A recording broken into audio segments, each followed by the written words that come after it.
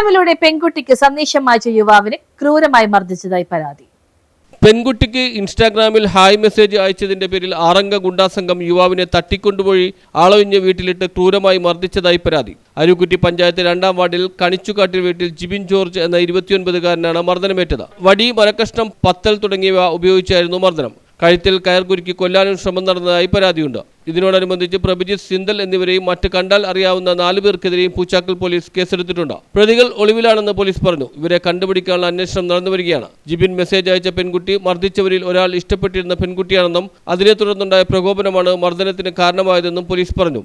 മർദ്ദിച്ചവർ മറ്റ് കേസുകളിലും പ്രതികളാണെന്നും സൂചനയുണ്ട്. ശരീരമാസകലം മർദ്ദനമേറ്റ നിലയിൽ ജിബിനെ ആലപ്പുഴ വണ്ടാനം മെഡിക്കൽ കോളേജ് ആശുപത്രിയിൽ പ്രവേശിപ്പിച്ചു. News bureau, Poochakkal.